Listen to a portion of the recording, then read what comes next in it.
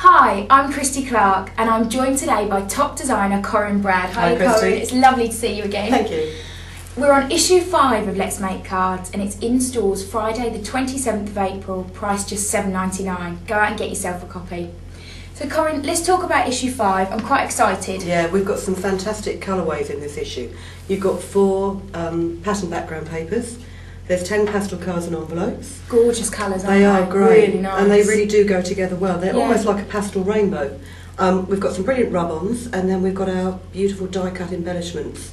They're great for making Father's Day cards, wedding greetings and general birthday cards. Okay, so I hear the designers have been getting pretty excited about this issue. Yeah, they have. There's some fantastic cards in there. Tracy Dakin-Jones has made 15 beautifully shaped cards by simply cutting the normal card blank into unusual shapes. Okay. Brenda Harvey has used the packaging on her greetings card to add extra embellishment. Clever, isn't it? It is. Helen Dixon's been getting really clever with wire and beads here on these cards. And Jill Alblas has used acetate and ribbon. This is lovely, this one. It is, Really it's great. nice. And Amanda Walker's been adding extra embellishment to her cards with coloured gingham in these 2 cards here. Wow, so we've got a lot to think about then. Definitely. Get me Loads credit of card ideas ready, in I there. think. Get me credit card ready. So what other features have we got to look forward to? Well, we've got a step-by-step on the best way to shape wire. There's some great flower embellishments for you to make. And we're also showing you the best way to mask a rubber stamp with your stamping technique, so you can have repeated images. We've quizzed a panel of men, one of which I think is our very talented photographer, Mr. Anthony Jones. Very talented, I can tell you. On the sort of cards that they'd like to receive. And we're going through a rundown of the top stencils and templates that everybody should have in their workbox. Fantastic. So there's a lot going on, yeah. which is good. That's what we're looking Packed. for. So what we're going to be doing today? Well, what I'm going to do is I'm going to demonstrate how Amanda Walker has used the gingham on this card in what's called a drawn thread technique. It's very effective and it's extremely easy to do. She's used quite an open weave gingham here. In fact, I think it could even be a tea towel. So your threads aren't too tightly packed together. If you cut yourself a square, and then if you grab a needle, and what you do is you draw individual threads out of the material. Now the first one is always the trickiest because they're all very tightly packed together. But if you can get your needle under one thread and give it a tug, you'll find that it will break the first one. But what you can do...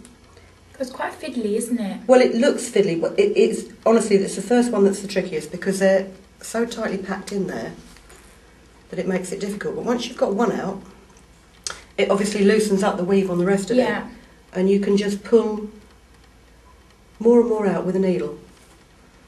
So as you can see, where your gingham material is white and blue thread, where you're pulling the white threads out, it's darkening patches of it. Yeah, I can see that. So if you continue to do that, and what we've done with this one is we've left about 3 white threads on either side so that you get a nice border effect here. That's really clever. So I think it's great that people use the things from home. You can recycle things and use them on your cards. I mean, just I've think got it's great. countless tea towels that, you know, the dog's chewed or I've used for blocking out sort of silk painting and things like this. I just think it's so clever. I really do. Well, drawn thread technique has been around for years. I mean, they used to do this on linen and tablecloths and pillowcases and things like this. And also what you can do is with the drawn thread technique is they would then sort of tie bits up together to make little bow shapes. Oh, right. So ask your grandmother. She's probably done it in the past. I probably will. So once you've pulled your threads out and you're left with this, don't worry if it starts to throw at the edge because it, you know, you do want to make it throw a little bit more. Gives it texture, doesn't it? It looks does. really good. But then what Amanda's done is she's just taken a plain purple card blank and she's taken some of the stripy paper that we've got here. Now she's cut it a little bit smaller than the card blank, so I'll do that here. Amanda has some great ideas, doesn't she? Yeah, she really does make the best use of her patterned paper. Let's just cut this a little bit shorter. About there will do.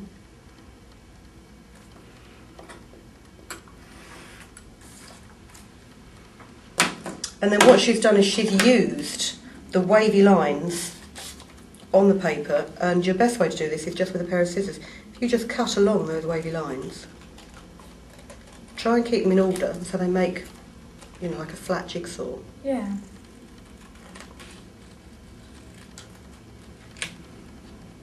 I get so engrossed in your work, Corinne. Sometimes I may look bored, but I'm not. I'm just so engrossed in it. Can't take my eyes off. And then all she's done is she's stuck these... Oh look, I haven't quite cut it the same as Amanda has. But she stuck these in order down the page. I'm not sticking these in order at all. Yes, I am. Down the page there. She's then put her square at the corner here, and then just use 3D embellishments with 3D pads that come in the kit, just around it. What gets me is how quick and easy that all was. Yeah. You know, within a couple of minutes, you've got a card. Yeah, this is it. It's And all she's done. just added a little rub onto the bottom of it. That's brilliant. But it is dead quick, and look how effective it is. In fact, Yeah. look how effective all of the cards that she's made with the extra And this one fabric. with the fraying on the side, it's fantastic. Yeah.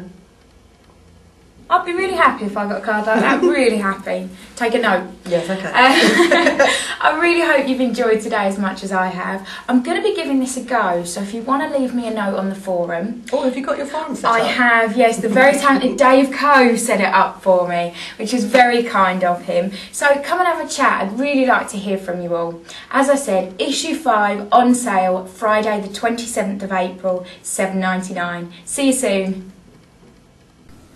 There are 3 easy ways to subscribe to Let's Make Cards. You can sign up for $16.50 for 3 issues via direct debit.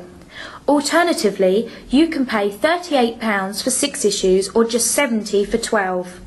As well as saving up to 30% off the cover price, you can be sure of receiving your issue of Let's Make Cards regularly, containing a fabulous card making kit with quality ideas and card blanks, background papers and embellishments, with masses of inspiration. Don't delay. To subscribe online, visit www.letsmakecards.com or call 01778 392 083.